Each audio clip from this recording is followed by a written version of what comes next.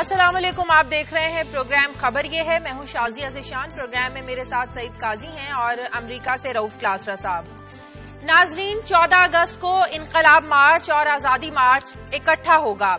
एक तरफ तहरीके इंसाफ के जाले तो दूसरी तरफ अवामी तहरीक के कारकुन इस्लामाबाद पहुंचने के लिए तन मन और धन की बाजी लगाने को तैयार हैं, लेकिन दूसरी तरफ हुकूमत भी इन दोनों ताकतों से निपटने के लिए भरपूर तैयार है।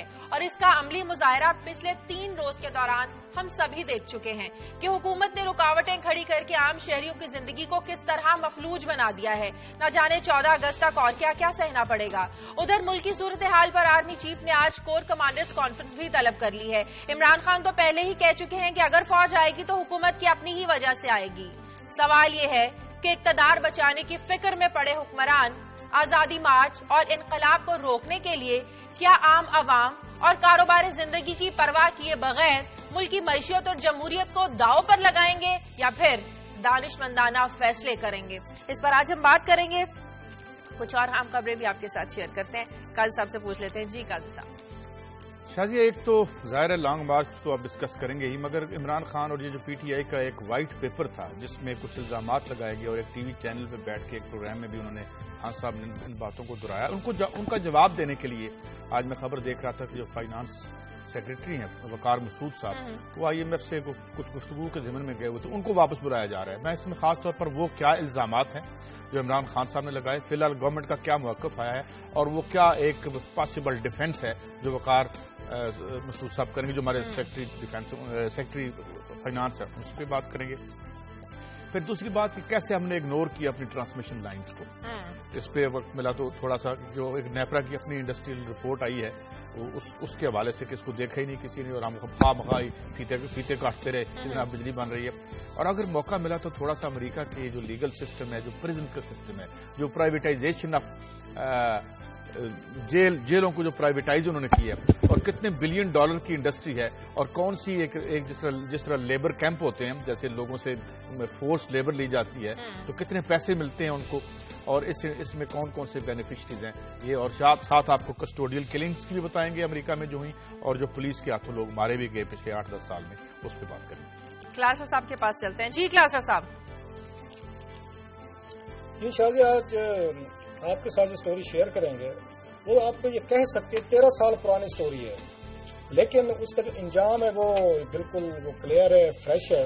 कि कौमी असम्बली में एक रिपोर्ट पेश की गई और आपको पता है वहाँ पे बहुत सारी चीजें पेश होती हैं जिनमें ना हमारे मीडिया को इंटरेस्ट होती है, ना हमारे वो लीडर्स जो तनख्वाह लेते हैं। मैं बार बार इसलिए कहता हूँ ताकि लोगों को पता चले, ये जो हजरत जाते हैं पार्लियामेंट में ये तनख्वाह लेके जाते हैं 80-90 हज़ार रुपये महीने का इनको मिलता है अलाउंसेस में, ना ये पढ़ते हैं। एक रिपोर्ट पेश हुई है 2001 में जनरल मुशर्रफ साहब के दौर में एक स्कैंडल सामने आया था कि ये चाइना से 69 रेलवे के इंजन मंगवाए गए थे जो नाकस निकले थे, बोगस निकले थे। तो कौमी असम्बली को बताया गया है ये 2 दिन पहले जो मैंने रिपोर्ट वहां से निकलवाई है कि 13 साल बाद भी नैब अभी तक उसकी तहकीकात कर रहा है और कहते हैं जब तहकीकात मुकम्मल होगी तो फिर देखेंगे कि कार्रवाई करनी है या नहीं करनी। ये इस आज के पाकिस्तान का अलमिया है कि जहां पे किसी पावरफुल आदमी जो है, और इसमें जनरल मुशर्रफ के रिटायर्ड उनके फौजी अफसरान जो थे वो शामिल थे इस डील में, इस स्कैंडल्स में, और जिस पे तहकीकात की गई, जो बिलियंस ऑफ रुपीज का स्कैंडल था।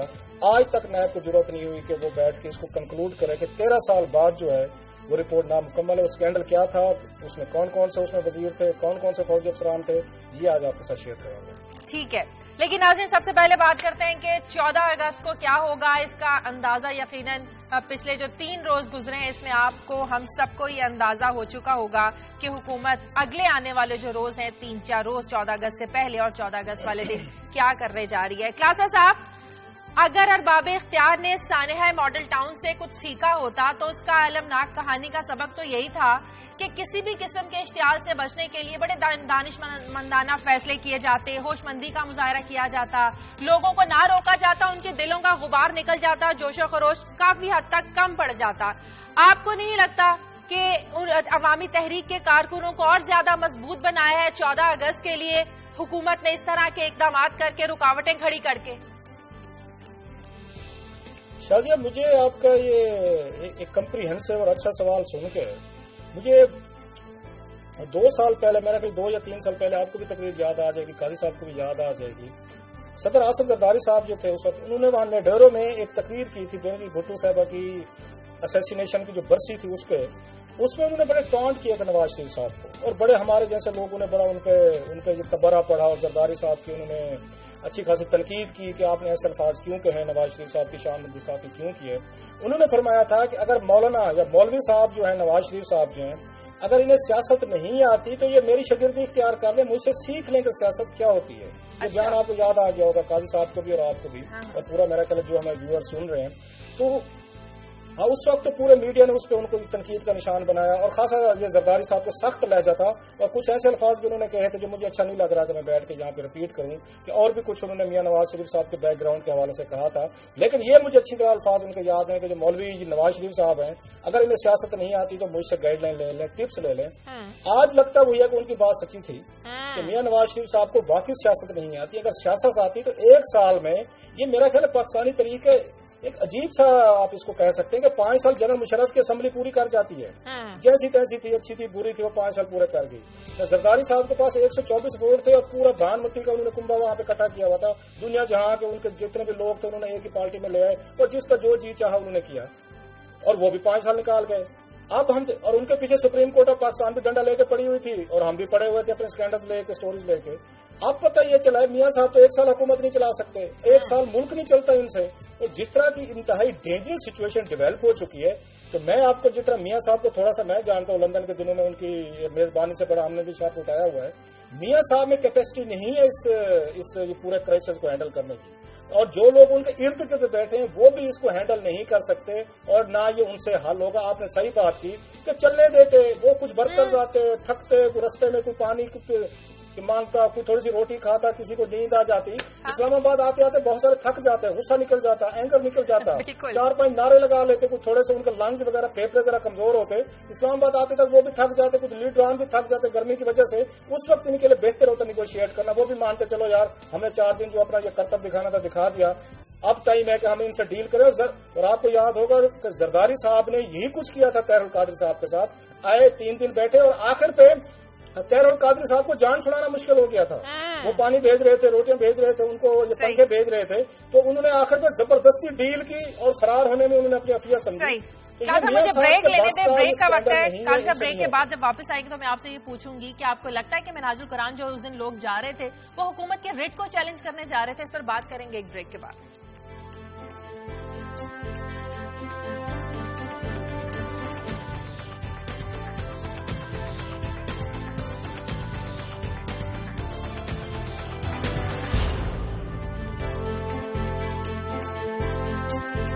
کے بعد خوش آمدید۔ قاضی صاحب آپ سمجھتے ہیں کہ یوم شہداء میں شرکت کے لیے آنے والے جو لوگ تھے وہ حکومت اور امن عامہ کے لیے خطرہ تھے؟ نہیں، ان کو آنے دینا چاہیے تھا، میں یہ کروں، لیکن محض اگر آپ اس سارے سینیریو کو اس طرح سے سمجھے نا کہ زرداری صاحب بہت دانش مند تھے اور اب بڑے غیر دانش مندانہ طریقے سے یہ ہم نے سب کچھ کیا ہے، تو یہ میرے خیال میں اس طرح میں سے ایکسپلین نہیں کر سکیں گے۔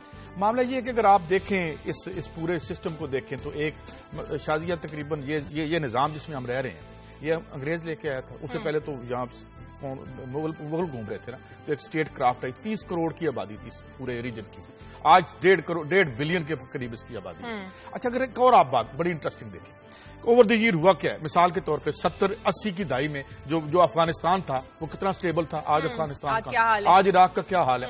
ہوا یہ ہے کہ ایک طرف سے نیو لبرل اکنامکس آئی اور ایک طرف سے ریاست کو لوٹنے کا ذریعہ بن گئی حکومتیں، اور جو بنیادی فریضے تھے وہ آہستہ آہستہ پیچھے جاتے رہے۔ اب زرداری صاحب کی کامیابی کی ایک بڑی وجہ تھی، وہ کہتے ہیں چلو تم ادھر کو جدھر کی ہوا ہو، انہوں نے اسٹیٹس کو کے ساتھ بالکل چھیڑ چھاڑ نہیں کی، ان کا ادھر ہے ادھر جانا جدھر، یہ میری رائے ہے، غلط ہو سکتی ہے، لیکن اگر نواز شریف صاحب کو آپ دیکھیں تو انہوں نے پاؤں دبایا، کس لیے؟ مشرف کے لیے بھی، جتنا کر سکتے تھے ہم نے دیکھا کہ کچھ تھوڑا سا انہوں نے اس کو کرنے کی کوشش کی، دبانے کی، جو کہ جسے آپ ایک اس نظام میں ایک غیر دانش مندی بھی کہہ سکتے ہیں، یا آپ یہ بھی کہہ سکتے ہیں کہ بھائی انہوں نے اپنے ہونے کا کوئی تھوڑا سا احساس دلانے کی کوشش کی، یا آپ قانون کی تو بات آپ اسے ایکسپلین نہیں کر سکتے۔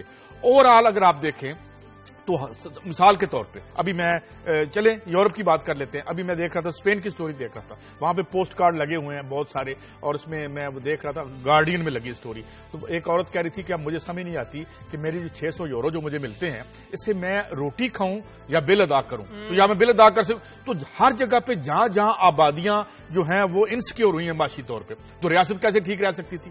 اب مثال کے طور پہ ہم 10 دفعہ سٹوری کر چکے ہیں کہ سویرے جب ہم آتے ہیں تو میں دیکھتا ہوں کہ لا انفورسمنٹ والے بیچارے کھڑے ہوئے چیکنگ کر رہے ہوتے ہیں, لفٹ لے رہے. تو یہ سارے فیکٹرز اکٹھے ہوئے. اس فیکٹرز کے بعد آج پھر دنیا ایک دورائے پر کھڑی ہے, اور ہمیں یہ دیکھنا ہوگا کہ ہمیں اپنے نظامات بدلنے ہوں گے. اور آج یہ جو نکل رہے ہیں قبلہ طاہر القادری, تو یہ بات ٹھیک ہے. میں دیکھیں سماج میں تبدیلی کی ضرورت تو موجود ہے. یہ الگ بات کہ جو تبدیلی عمران خان یا وہ بتا رہے ہیں وہ درست ہے یا نہیں, قطع نظر اس بات کے. کون 200 ملین لوگوں میں سے یہ آدمی کہنے کو تیار ہے کہ جی یہاں تبدیلی نہیں چاہیے, جہاں جس طرح کے سٹرکچرز ہیں؟ تو یہ سارا اوور آل ہے, ایک استرداد ہے رولنگ ایلیٹ کا, ایک نظام کا بیٹھنا ہے, سسٹمک فیلئرز ہیں جس کو دیکھنا پڑے گا. ہمیں دوبارہ سے ایک کانٹریکٹ جو ہے ایک عام آدمی کا اور ایک ریاست کا وہ کیا ہے, یہ وہ تمام اشارے ہمیں مل رہے ہیں. جو یہ زرداری صاحب یہ جو اپنا قادری صاحب کیا کرتے ہیں یا نہیں کرتے, عمران خان کیا کرتے ہیں یا نہیں کرتے, لیکن یہ ضرور ہے کہ بڑی بڑی فالٹ لائنز یہاں اور سامنے ہو رہی ہیں, ان کو ایڈریس کرنا پڑے گا ورنہ یہ روز لائی ہوگی. کلاسا صاحب, میں حسن رضا کی آج سٹوری دیکھ رہی تھی کہ کسی کو مارچ نہ کرنے دیا جائے. پنجاب انتظامیہ نے ہنگامی اجلاس طلب کیا ہے اور سارے اس حوالے سے انتظامات کیے جا رہے ہیں. اس پر اگلے آنے والے 4 روز میں 4 ارب روپے خرچ کیے جائیں گے. ہم دیکھتے ہیں کہ حکومت کے پاس آئی پی پیز کو دینے کے لیے پیسے نہیں ہیں, پینشنرز کو ہم دھکے کھاتے دیکھتے ہیں, غربت ہمارے ہاں ہے, لوگوں کے گھروں میں چولہا نہیں جلتا. تو آپ سمجھتے ہیں کہ بہت ضروری تھے یہ 4 دنوں میں 4 ارب روپیہ خرچ کرنا؟ شازیہ, میں آج ایک اور سٹوری بھی کرنا چاہ رہا تھا جو میں نے نہیں کی, پوری سٹوری کو پریفر کیا ہے کہ قومی اسمبلی میں ایک اور رپورٹ بھی پیش کی گئی. آپ نے 4 ارب روپے کی بات کی کہ وہ جو وہاں پہ پورا ان کا ایجوکیشن کا سسٹم ہے فیڈرل لیول پہ, اس میں کچھ 4000 کے قریب وہاں پہ ٹیچرز ہیں, وہ ڈفرینٹ ان کے کیڈرز کے ہیں. ان کے پاس انہوں نے لکھ کے بھیجا قومی اسمبلی کو کہ ہمارے پاس یہ فنڈز نہیں ہے, پیسے نہیں ہیں کہ ہم اپنے ان 4000 جو لیکچررز ہیں, اسٹوڈنٹس وہ ہیں ساری, ان کے ٹیچر جو ہیں ان کی ڈگریز ویریفائی کرا سکیں. 4000 میں سے صرف 33 کی ڈگری اب تک ویریفائی ہوئی ہے. وہ کہتے ہیں ہم اس لیے نہیں کروا رہے کیونکہ ہمارے پاس پیسے نہیں ہیں. یہ ایکسکیوز پیش کیا گیا وہاں پہ. ایک طرف وہاں پہ آپ کے پاس پیسے نہیں ہے کہ ڈگریز جو ہیں, جو بندہ میرے جیسا آ رہا ہے وہ جیلی آ رہا ہے, اس کے پاس باقی ڈگری نہیں ہے. دوسری طرف آپ بتا رہی ہیں کہ 4 بلین روپے جو حسن رضا صاحب کی سٹوری ہے وہ خرچ کریں گے 4 دنوں میں. میری ایک تجویز تھی, ویسے میاں صاحب مان لیں, اگر جو بینکوں کا انہوں نے 4 ارب روپیہ دینا ہے, 9 بینک ہیں, چلے سود کو چھوڑ دیتے ہیں, پچھلے انہوں نے 16 سال سے انہوں نے نہیں دیا, یہ 4 ارب روپیہ ادھر میرے خیال ایڈجسٹ کروا لیں, کم از کم کچھ تھوڑا سا فائدہ ہوگا. تو اس میں ایک تو ان پہ وہ ڈیفالٹ والی جو یہ میرے جیسے بدخواہ جو ہیں وہ باتیں کرتے رہتے ہیں, میاں صاحب نے پیسے واپس نہیں کیے, وہ کہتے ہیں ہم نے عدالتوں سے اسٹے لیے ہوئے ہیں, تو وہ اس کی سیٹلمنٹ ہو جائے گی. 4 ارب روپے کو ایسے کیوں ضائع کر رہے ہیں؟ لا اینڈ آرڈر پہ آپ ضائع کرنا چاہتے ہیں, بہتر بینک کو دے دیں. آپ کو کم از کم اتفاق فاؤنڈری کا جو لون آپ کا ڈیفالٹ ہے وہ پے ہو جائے گا. اور تیسری بات یہ شاہجہاں, کون سے ان کی جیب سے پیسے آ رہے ہیں؟ ان کے لیڈرز کے ٹیکس ایسٹ تو اٹھا کے دیکھیں, ان کے ایسٹ دیکھیں اور انکم ٹیکس ان کا دیکھ لیں. ہر سال یہاں پہ ایک رپورٹ آتی ہے جو بلڈنگ ڈپارٹمنٹ دیتا ہے کہ اتنی گر جائیں گی. یہاں پہ عام آدمی, میں جو بات کر رہا ہوں کہ اس موجودہ معاشی نظم و نسق میں عام آدمی پریورٹی نہیں رہا. صحیح بات. اس کی نہ وہ منشور تو آ جاتا ہے الیکشن سے پہلے, لیکن اس کے بعد ہم دیکھتے ہیں کہ جب عملی طور پہ آتا ہے تو کیا ہے جی, فائنانس منسٹر بیٹھے ہوئے IMF کے ساتھ, پھر اس کے بعد ہم بیٹھے ہوئے ہیں جی اسٹیک ہولڈر. اب نئی اس طرح آگے اسٹیک ہولڈرز کون ہیں جن کو آپ نے 400-500 ارب روپے کی ٹیکس چھوڑ دینا ہر سال. یہ جی وہ جو اب انہوں نے کہا کہ شاید ہم لے لیں گے, لیکن ابھی تک لیا نہیں ہم نے ان سے واپس, یہ جو SROs آپ جاری کرتے ہیں. تو ایک عام آدمی پریورٹی نہیں رہا, اور بیسیکلی یہ جو مینجمنٹ سیاست ایک مینجمنٹ ہو گئی ہے. اور جو میں ایک بار بات کرتا ہوں کہ بیچ میں نظریہ تو ہے ہی نہیں. نظریہ ایک ہے کہ آپ نے کیسے, جیسے پہلے ایک مشن تھا سیاست, جیسے میں نے کہا کل, اس کے بعد یہ ایک پیشہ بن گیا, اب یہ پارٹ ٹائم پیشہ ہے. بالکل. تو اس میں لوگوں کی پریورٹی نہیں ہے. اور ایک بات جو آپ نے سٹوری ابھی کی ہے وہ ٹھیک کی ہے, اور بھائی پیسے نہیں ہے ریاست کے پاس, انڈیویجولز کے پاس ہیں جو ٹیکس نہیں دیتے, اور جو انہوں نے ٹیکس دینا ہے وہ اس کی ہم ان کو چھوٹ دے دیتے. ریاست کے پاس ہیں 4 ارب. ریاست کے پاس نہیں ہے پیسے. کلاسر صاحب, ہم ابھی بیٹھے ہوئے ہیں, وقار مسعود صاحب 500 ملین کی ٹرانچ لینے کے لیے ان سے, وہ آکسیجن کا ٹینک چھوٹا سا آئے گا رہا تو 4 مہینے گزریں گے اور پھر اپنے سویٹ اینڈ بلڈ سے اس ملک کے عوام وہ قرضہ ادا کریں گے اور سود ادا کریں گے. قرضہ خیر کہاں سے ادا ہونا ہے ہم سے, ہم سود ہی ادا کرتے ہیں تو بڑی بیر منیمم پیمنٹ جو ہے. تو یہ ایشوز ہیں, وہ سرحد کی جگہ ہو, ادھر ہو, ہر جگہ ہو, آدمی پریورٹی نہیں ہے. بریک لینے دیں, پروگرام میں وقت ایک بریک کا, بریک کے بعد واپس آتے ہیں.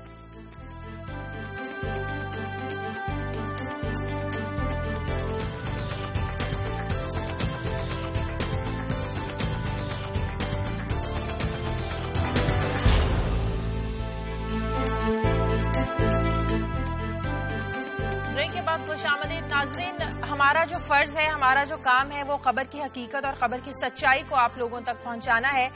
کل ایک پولیس کانسٹیبل اشرف جاں بحق ہوا, اور اشرف کی جو موت تھی یہ ٹریفک حادثے میں ہوئی, لیکن پنجاب پولیس کے مطابق اس کی موت کا ذمہ دار طاہر القادری تھا. طاہر القادری کے کارکنوں نے اس پر تشدد کیا, فائرنگ کی, جو موقف اپنایا گیا پولیس کی جانب سے. لیکن ہم یہ بات آپ سے اس لیے کریں کیونکہ سارے واقعے کے جو آئی وٹنس تھے وہ ہمارا پروگرام کے پروڈیوسر ہیں مبین امجد. وہ اس موقع پر اس وقت وہاں موجود تھے جب کانسٹیبل اشرف کو ٹریفک حادثہ یہ واقعہ پیش آیا, اور ہمارے پروڈیوسر ہی تھے پروگرام کے جو کانسٹیبل اشرف کو ہسپتال لے کر جانے والے تھے. لیکن اللہ کی مرضی تھی اور پولیس کانسٹیبل اشرف جو تھا وہ جاں بحق ہو گیا. ہمارے ساتھ اس وقت ہمارے پروڈیوسر مبین امجد ٹیلی فون لائن پر موجود ہیں. ان سے اس واقعے کی اصل حقیقت جان لیتے ہیں اور پھر دیکھیں گے کہ جو پنجاب پولیس ہے, پنجاب گورنمنٹ جو ہے, ایسے ہتھ کنڈے کیوں استعمال کر رہی ہے, اور اس کی FIR بھی ڈاکٹر طاہر القادری کے خلاف درج کر لی گئی ہے. مبین, آپ ہمارے ساتھ ہیں لائن پر؟ جی شازیہ, میں جی مبین, ذرا اس واقعے کی تفصیلات بتائیے گا. جب یہ حادثہ پیش آیا آپ اس وقت موقع پر موجود تھے اور آپ ہی تھے کانسٹیبل اشرف کو ہسپتال لے کر جانے والے. ہاں جی شازیہ, یہ حادثہ جب پیش آیا میں اس کے کچھ دیر بعد, چند لمحے بعد وہاں پہنچا تو کچھ لوگ گرد ان کے جمع ہوئے تھے. میں جب تھوڑا سا آگے گیا ہوں, میں روٹین میں گھر جا رہا تھا تو دیکھا ہے تو لوگ بتا رہے تھے جو وہاں کھڑے تھے کہ ان کا ایکسیڈنٹ ہوا ہے کار کے ساتھ. کار والا چلا گیا تھا, یہ پڑے ہوئے تھے. 35 منٹ گزر چکے تھے, ہم کو کھڑے کھڑے ریسکیو والوں کو فون کر کے تھک گئے تھے, وہ نہیں آئے تھے. وجہ یہ بتائی جا رہی تھی کہ جو ساری ریسکیو کی گاڑیاں ہیں وہ طاہر القادری کے پیچھے لگا دی گئی ہیں. یہ ہمیں وہاں کے لوگوں نے بتایا ہے کہ ریسکیو والوں کی طرف سے یہ جواب آ رہا ہے. پھر اس کے بعد میں چونکہ انسانیت کے ناطے میں اور ایک اور صاحب تھے, وہ لے کے گئے ان کو رکشے میں ڈال کر جنرل ہاسپٹل. تو جنرل ہاسپٹل جانے کا وقت جو تھا وہ 15-20 منٹ ہمیں لگ گئے رکشے پہ. پھر ان کو وہاں لے کے گئے تو ڈاکٹرز کی جانب سے جو مجھے آ رہا تھا, جی پرچی لے کے آئے, ان کا نام لکھوائے. مجھے نام کا پتہ نہیں تھا ان کا. پھر میرے نام پہ انہوں نے انٹری کی. اس کے بعد 45 منٹ تک میں ادھر ادھر بھاگتا رہا ہوں, کبھی کسی کمرے میں کبھی کسی کمرے میں. مجھے ڈاکٹر نے اس کا ٹریٹمنٹ شروع نہیں کیا تھا. ڈاکٹرز نے ٹریٹمنٹ نہیں کیا. جب میں نے ان سے کہا کہ ان کو دوائیاں دے دیں, انہوں نے کہا جی نہیں, آپ پہلے ان کا CT اسکین کرائیں, پہلے ان کا یہ ٹیسٹ کرائیں, آپ MS کے پاس جائیں اگر ان کی ٹریٹمنٹ دلوانی ہے. ڈاکٹر کا جواب تھا کہ میں تو بھائی پاکستان کا ہوں ہی نہیں, مجھے آپ کیا رول بتا رہے ہو. تو ڈاکٹر کو جب میں نے یہ ریکویسٹ کی کہ جان ضروری ہے, ٹریٹمنٹ دیں, میں سارے ٹیسٹ کروا لیتا ہوں, کیونکہ میں اکیلا تھا ان کے ساتھ. تو پھر میری وائف بھی میرے ساتھ تھی, تو میں نے ان کو وہاں کھڑا کیا مریض کے پاس. تو ڈاکٹر کی جانب سے کوئی اس طرح کا نہیں کیا گیا کہ ان کی جان بچ سکے. وہاں پہ 2-3 اور مریض تھے, ان کو بھی یہی سامنا کرنا پڑ رہا تھا اسی چیز کا کہ یہ ڈاکٹر کی جانب سے کہ کوئی بھی دوائی نہیں دی جا رہی. حالانکہ تمام دوائیاں جس طرح کہہ رہے ہیں کہ جی ہاسپٹل میں موجود ہوتی ہیں, وہاں سے بھی کوئی دوائی نہیں ملی. پہلے ان کے ٹیسٹ کرائیں جی, یہ کرائیں جی, وہ کرائیں. تو پھر اس کے بعد وہ کل 2 دن کے بعد ان کی ڈیتھ ہو گئی ہے اشرف کی. تو مجھے کل پھر فون آیا, تو میں کل بھی اس بات پہ کہا میں نے تو ان کو میں لے کے گیا تھا. 45 منٹ تک ڈاکٹروں کی جانب سے کچھ نہیں ہوا, 35 منٹ تک ریسکیو کی جانب سے کچھ نہیں ہوا. صحیح. ایک طرف ان کی موت ایک ٹریفک حادثہ ہے. جی ہاں, یہ حقیقت ہم سب کے سامنے لے کر آ رہے ہیں کہ کانسٹیبل اشرف کی جو موت تھی یہ ٹریفک حادثے کی وجہ سے. یہ حادثہ نہیں رہتا. دیکھیں نا, ہمارے ساتھ جب حادثہ ہوتا ہے نا تو پھر ہم اسے حادثہ نہیں رہنے دیتے, پھر ہم اس کی ایک ٹریجڈی کی تشکیل اور تکمیل ضرور کرتے ہیں. مثال کے طور پہ جس طرح یہ مجھے مبین بتا رہے ہیں کہ اگر اس کو وقتی طور پہلے چٹ بنوا لائیں, وہ پہلے تو حالات دیکھیں نا, 45 منٹ تک وہاں کھڑے رہے تو گاڑی نہیں آئی, سرکاری آفیشیل آدمی ہے, اور پھر اس کے بعد رکشے میں ڈال کے ان کو وہاں پہنچایا. پھر پتہ چلا جی پہلے چٹ بنوا لیں, آگے اسپتال کی بیوروکریسی تھی. تو ایک بے حسی کا ہے سارا منظر یہاں پہ, اور اس طرح سے ہمارے ہاتھوں سے لوگ جو ہیں نکل جاتے ہیں. ٹھیک ہے, جی یاد آ رہا ہے کہ جو بھائی صاحب کہہ رہے تھے نا, میں یہاں کا ہوں نہیں ہوں, یہاں پہ امریکہ میں میرا واسطہ رہا ہے ڈاکٹر سے. جتنے یہ کیئر کرتے ہیں مریض کی, آؤٹ آف کمٹمنٹ ہوگی, مان لیتے ہیں کچھ کرتے ہوں گے, زیادہ خوف سے کرتے ہیں کہ اگر ان کو کوئی میڈیسن ریئیکٹ بھی کر جائے کسی مریض کو، انہیں خطرہ ہوتا ہے یہ جا کے سو کر دے گا، پورا کا پورا ہسپتال بیٹھ جائے گا اور ہمیں ملین آف ڈالر دینے پڑ جائیں گے.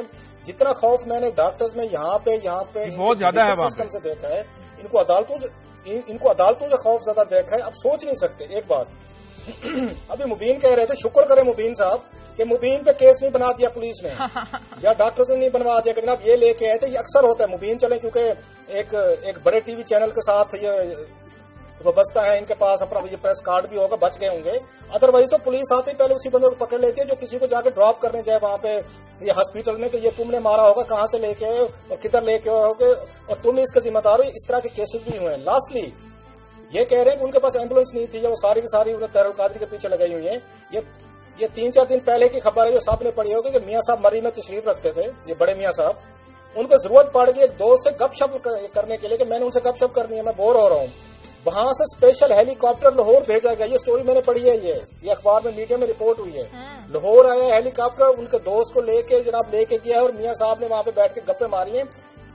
اس یورپ کو جس کو قاضی صاحب اور میں اکثر بیٹھ کے تنقید کا نشانہ بناتے ہیں، ان کے پاس ایئر ایمبولینسز ہیں. آپ کہ پیشنٹ کو اٹھانا ہے تو ان کے پاس ہیلی کاپٹرز ہیں، ایئر بسز ہیں. ان کے پاس اس طرح کا سسٹم انہوں نے ڈیولپ کر لیا ہے کہ انہوں سیکنڈز میں میں ابھی دیکھ رہا تھا ایک ایسی گھڑی ایجاد ہوگی. لاسٹ کی بات لمبی ہوگی لیکن کچھ تھوڑا سا میں آپ سے شیئر کروں.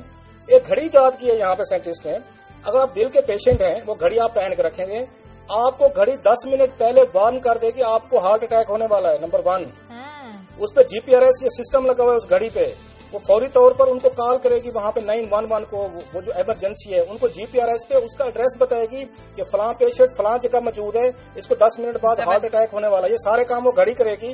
وہاں سے ان کی ایمبولینس آئے گی، ٹیم آئے گی، 10 منٹ کے اندر اس کو سپورٹ فراہم کرے گی. یہ ماڈرن دنیا ہے جس میں بیٹھ کر تنقید کرتے ہیں کہ یہ اپنے لوگوں کی کیئر نہیں کرتے. گھڑی جات ہوئی ہے، نئی گھڑی یہاں آ بھی جائے، امریکہ میں ابھی یہ مارکیٹ کرنی ہے انہوں نے. یہ گھڑی اگر یہاں آ بھی جائے تو وہ اس کے لیے ہمیں فائدہ یہ ہوگا کہ ہم کلمہ طیبہ وغیرہ پڑھ لیں، کیونکہ یہاں فیسلٹی تو ہے نہیں. ویئر وڈ یو ریموو اس کہ کہاں سے ہمیں کریں گے. ٹھیک ہے جی، یہاں 3-3.5 لاکھ روپے کا اسٹینڈ پڑتا ہے آپ وہ جو دل میں سے، اور جو اس 12 پر مریض ایک دوست بتا رہے تھے 12 لاکھ میں انہوں نے اپنی زندگی خریدی جا کے اپنا بائی پاس کروا کے. تو اس گھڑی کا کیا کرنا ہے؟ ہم دوسری گھڑی سے ٹائم وائم دیکھ لیں گے جتنا رہ گیا ہمارا دنیا میں. میں بتا رہا ہوں قاضی صاحب دنیا کہاں پہنچ گئی ہے کہ گھڑی بنا لی ہے جو باقاعدہ وہ 10 منٹ پہلے پتہ کرے گی کہ اس کو ہارٹ اٹیک ہونے والا ہے. وہ ٹیلی فون بھی خود کرے گی، وہ GPRS کے ذریعے ان کو لوکیشن بھی بتائے گی کہ یہ بندہ فلاں جگہ پہ موجود ہے. 10 منٹ کے اندر وہاں پہ گاڑی آئے گی. ذرا ان کا کیئر کا لیول صاحب کی بات بالکل ٹھیک ہے کہ ہمیں کیا فائدہ، ہمیں لے کے کس نے جانا ہے، ہسپتال تک پہنچانا کس نے. اچھا، اس سے ریلیٹڈ آخری سوال کلاسرا صاحب، جو کور کمانڈر کانفرنس ہے ویسے تو ہر مہینے طلب کی جاتی ہے، لیکن موجودہ ملکی سیاسی صورتحال پر یہ جو کانفرنس ہو رہی ہے اس کی ٹائمنگ کتنی اہم ہے اگر موجودہ کرائسس کو دیکھا جائے؟ شادیہ یہ ٹائمنگ اہم 2-4 ریزن کی وجہ سے. ایک تو 2 دن پہلے میاں صاحب نے بڑی سمجھداری سے تمام اپوزیشن پارٹیز کو انہوں نے فیس ٹو فیس بٹھایا تھا آرمی کمانڈر کے، اور اس میں سارے آرمی کمانڈر بھی آئے تھے، اور سارے تو نہیں تھے، سارے مینز آرمی چیف بھی تھے اور DG ISI بھی تھے، اور جنرل میرا خیال ہے باجوہ صاحب بھی وہاں پہ موجود تھے. ان کے ساتھ بٹھا کے انہوں نے میسج دینے کی کوشش کی ہے کہ جی میں بھٹو صاحب نہیں ہوں، یہ میرے ساتھ کھڑے ہوئے ہیں اور اپوزیشن یہ ہے، اپوزیشن جو پارلیمنٹ میں بیٹھے ہیں زیادہ تر، آپ کو ایسا ایڈونچر کرنے کی نہ کریں. اس طرح کا میسج میرا خیال میں دینے کی کوشش کی. یہ ممکن ہی نہیں ہے کہ اتنے بڑے ٹرمائل میں، جب پورے ملک میں اس طرح کی ٹرمائل ہے اور ہر بندہ خوف زدہ ہے، ہر بندہ ڈرا ہوا ہے کہ کیا ہونے والا، کمانڈر اس بات کو کیسے نہیں ڈسکس کریں گے؟ ڈیفینیٹلی کریں گے. پرٹیکولرلی میرا خیال ہے کمانڈرز کا ایک گلہ بنتا ہے ہماری پولیٹیکل ایلیٹ سے کہ جب وہ جنرل کیانی کی اس پالیسی کو ریورس کرتے ہوئے 6 سال جو انہوں نے کچھ نہیں کیا وہاں پہ ٹیررزم کے فرنٹ پہ، جنرل رحیل نے جا کے باقاعدہ ٹیررسٹ کو وہاں پہ انہوں نے وہ کیا ہے، انہوں نے دوبارہ اپنے علاقے ریکلیم کیے ہیں، ایک جنگ شروع کی ہے، ہمارے فوجی وہاں پہ شہادتیں دے رہے ہیں، جانیں قربان کر دیں.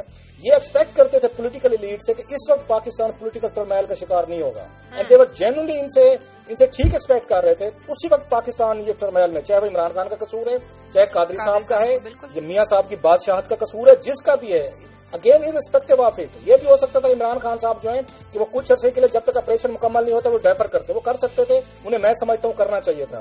ایسے طاہر القادری صاحب تھے، انہیں بھی کرنا چاہیے تھا. تو فوج اس پہ یہ کنسرن ہوگی. یہ الزامات بھی لگ رہے ہیں اسٹیبلشمنٹ پہ کہ شاید طاہر القادری اور عمران خان صاحب کو وہ لے کے آ رہے ہیں. اب دیکھنا یہ ہے کہ اس سچویشن میں سے کیسے نکلا جا سکتا ہے. اور مجھے کہ لاسٹلی میاں صاحب کی اس کیپیسٹی پہ شک ہے، جیسے میں نے پہلے کہا کہ اتنے بڑے کرائسس سے وہ نکل سکیں گے. وہ ایک اسٹاپ بورن آدمی ہے، وہ ضد رکھتے ہیں، وہ اس طرح کی لچک نہیں دکھائیں گے جس کی اس وقت ضرورت ہے. صحیح. قاضی صاحب، راجہ صاحب بالکل ٹھیک کہہ رہے ہیں. ظفر الحق صاحب کی آزادی مارچ اور انقلاب یہ مشرف کو بچانے کی کوشش ہے. ان کا الزام ہے اور مشرف صاحب نے اس سے انکار بھی کیا اور انہوں نے کہا جناب میں تو وطن عزیز میں رہوں گا، اور رہوں بھی وہ گھوم پھر رہے ہیں. یہاں کون سا وہ جیل میں ہے؟ دیکھیں جی، ایک کنوائے ہوتا ہے، ان کو ادھر لے جاتا ہے ادھر لے جاتا ہے. کل انہوں نے وہ اپنی مسلم لیگ نون کا کنونشن بھی کر ڈالا. اس میں کچھ لوگ تو عجیب سیدھے بچے نظر آ رہے تھے مجھے بیٹھے ہوئے، لیکن بہرحال کچھ لوگ تھے اور ووسٹر لگے ہوئے تھے، کچھ انتظام و انصرام تو تھا ہی. لیکن معاملہ یہ ہے کہ وہ تو ادھر ہی ہیں، وہ تو کسی جیل میں نہیں رہ رہے. اور پھر ان کو میں یہی کہہ رہا تھا کہ بھئی آدھا کام نہ کریں، یا تو بھیج دیں یا ان کو رکھ لیں یا پھر ان کو ٹرائی کریں اگر آپ کر سکتے ہیں تو. لیکن بہرحال یہ انہوں نے کہا جی اس وجہ سے یہ ہو رہا ہے. اگر اس وجہ سے ہو رہا ہے تو بڑی غیر ضروری وجہ ہے. I think is living a very leading a very happy life over here. بہت بڑا ان کا فارم ہاؤس ہے جس میں وہ رات کو میں استراحت ہوتے ہوں گے اور گھومنے پھرنے کی بھی بہت ماشاءاللہ جگہ ہے. کوئی ان کو پیسوں کی بھی کمی نہیں ہے. جو ہم نے ان کے اکاؤنٹس وغیرہ دیکھے تھے جو بتائے گئے، جو تھوڑی دیر کے لیے فریز بھی ہوئے تھے اور بعد برطانیہ تاج برطانیہ نے وہ کھول بھی دیے ہوں گے. تو میرے خیال میں ان کو تو کوئی مسئلہ نہیں ہے. مسئلہ نیچے ہے کلاسرا صاحب. مسئلہ یہ ہے کہ جب سماج میں سے عمومی طور پہ اطمینان اٹھ جائے، معاشی عافیت اٹھ جائے تو حکمرانی کرنے والے بھی آرام سے حکمرانی نہیں کر سکتے. مجھے بریک لینے دیں، بریک کا وقت ہے، بریک کے بعد واپس آتے ہیں.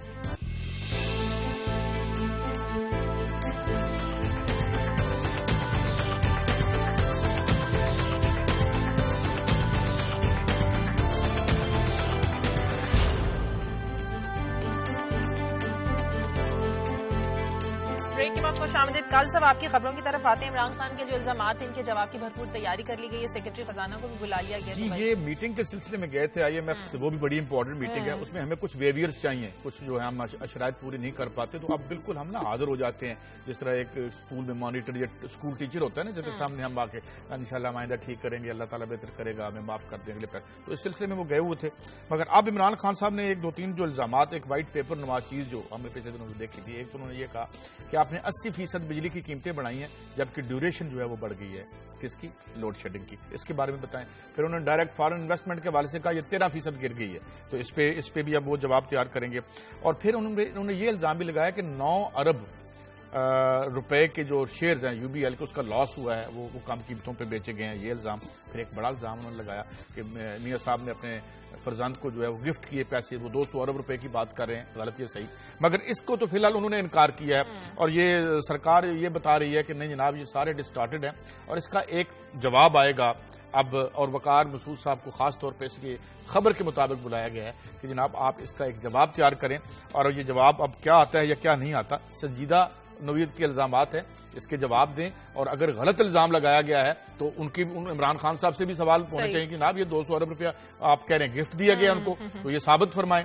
یا پھر یہ بتائیں، ہمیں تو یہ بتائیں لٹ تو ہم گئے بھائی، ہمیں یہ بتائیں، ہمیں لٹ تو ہم روزانہ ہی رہے ہیں. جیسے میں نے چند دن پہلے سٹوری کی تھی کہ شازیہ اگر آپ 3 مہینے تک ڈیلے کر دیتے ہیں وہ reduction in the prices of power, تو اس کا مطلب میری جیب سے تو پیسے چلے گئے. مگر سرکار نے مجھے بتایا یہ 15 ارب روپے کا بینیفیشری کون تھا؟ Ministry of ministry of water and power میں اگر کوئی بیوروکریٹ تھا، اگر خواجہ آصف صاحب کو پتہ ہی نہیں چلا، کوئی نیچے کچھ ہاتھ کر گیا، تو ہمیں تو بتائے نا. یہ 15 ارب روپیہ کوئی رقم نہیں ہے ہمارے لیے. ابھی آپ کہہ رہی تھی 4 ارب ہمیں چاہیے.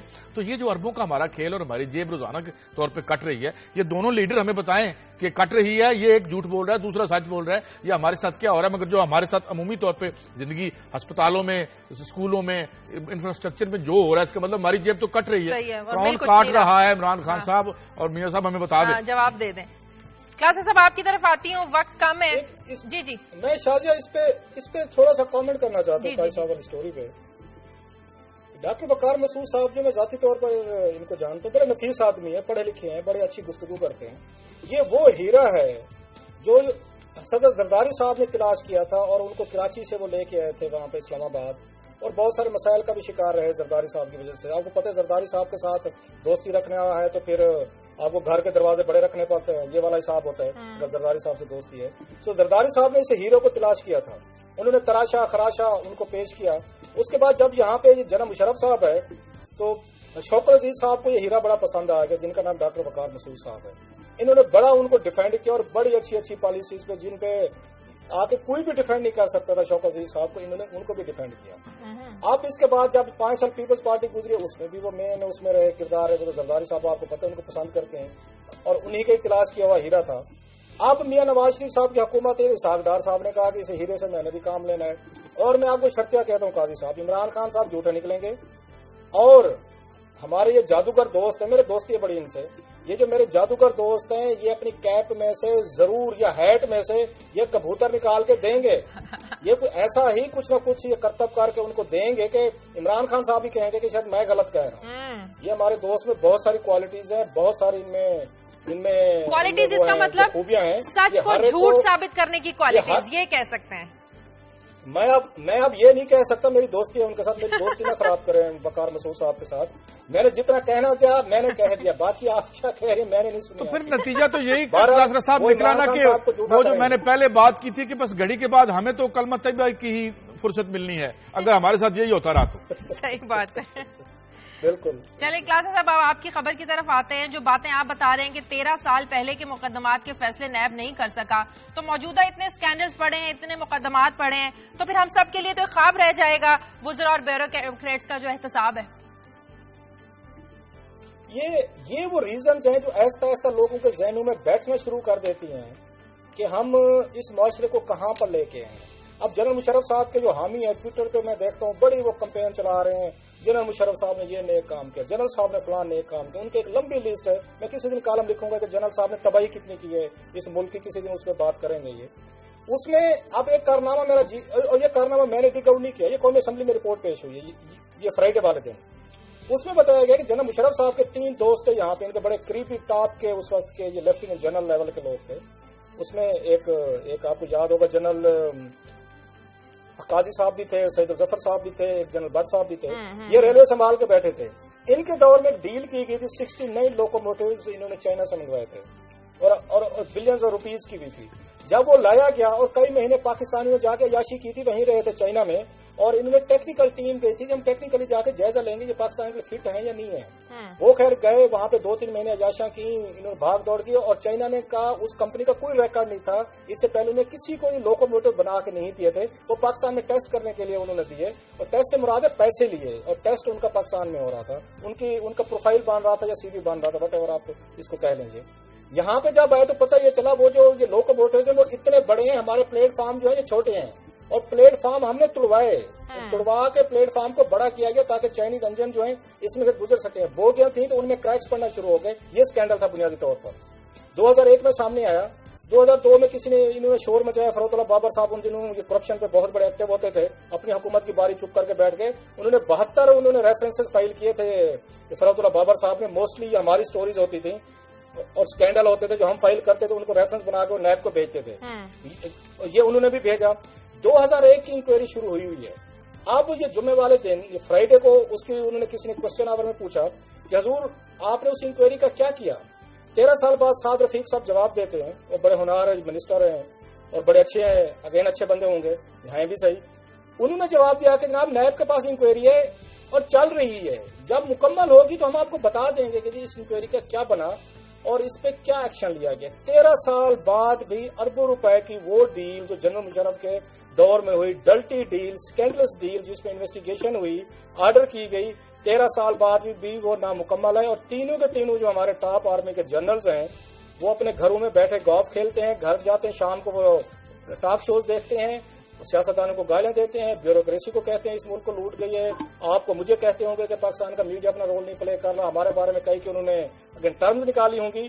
تو یہ ہمارے ریٹائرڈ آرمی کے جنرل تھے جنہوں نے ایک ڈیل کی تھی 2001 میں، اور ایک ڈلٹی ڈیل کی گئی تھی جنرل مشرف صاحب کے دور میں۔ 13 سال بعد بھی نیب کو جرأت نہیں ہوئی کہ وہ ان افسران کے خلاف کوئی کارروائی کرے، ریفرنسز فائل کرے۔ اچھا کلاسا صاحب میں نے ایک سوال کرنا ہے آپ سے، وہ گھر بیٹھے ہوئے ہیں۔ ایک سوال کرنا، ابھی آپ کہہ رہے تھے نا کہ فرت اللہ بابر صاحب جو ہیں وہ بھی چپ کر کے بیٹھ گئے، تو کس دن آپ سے یہ پوچھیں گے ہم، اب تو پروگرام کا ختم ہو رہا ہے، کہ یہ رائٹ ٹو رول اور رائٹ ٹو کرپشن میں کتنا فرق رہ گیا ہے، کہ یا یہ ایک ہی بات ہوگی؟ اچھا سوال ہے۔ ایک پارٹی آتی ہے وہ کہتی ہے وہ بڑے غلط تھے۔ ڈیٹیل میں آپ سے اور قاضی صاحب آپ کو مزے کی بات بتاؤں، جی فرحت اللہ بابر صاحب کی جب پارٹی پاور میں 2008 میں، اور میرے جیسے جو بدتمیز کچھ رپورٹرز ہیں، ہم نے ان کو فون کر کے پوچھنا شروع کیا حضرت اب آپ کی حکومت آ گئی ہے تو آپ نے تو ہماری 72 ہمارے اسکینڈلز سٹوریز پہ آپ نے ریفرنسز فائل کر رکھے ہیں نیب کے پاس، اب کیا کریں گے؟ ان کو فالو کریں گے؟ اب تو آپ کی حکومت ہے۔ فرحت اللہ بابر صاحب ایک رات بیٹھے، انہوں نے پورے کے پورے جو ان کی پیپلز پارٹی کی ویب سائٹ پہ تھے سارے اسکینڈلز، लगाए हुए थे रेफरेंसेस, उन्होंने डिलीट कर दिए। ना होगा बांस ना बजेगी बांसुरी। सही, उन्होंने इसका हल ये निकाला, उन्होंने डिलीट कर दिया पूरे की पूरी वेबसाइट से। मेरे ख्याल में एग्जिस्ट ही नहीं करते थे। अब अपोजिशन में है ना तो वापस आ जाएंगे अगली हुकूमत का भी हमें उम्मीद तो होगी ना कि अगली दफा हम इंशाल्लाह टू पार्टी सिस्टम के ख्वाब में मुब्तला तो हैं हम। सही, बहुत शुक्रिया क्लासा साहब। काजी साहब आपका नाज़रीन प्रोग्राम का वक्त खत्म हो गया। प्रोग्राम के लिए हमें फीडबैक दीजिए खबर@दुनिया TV.tv पर। इजाजत दें, अल्लाह हाफ़िज़।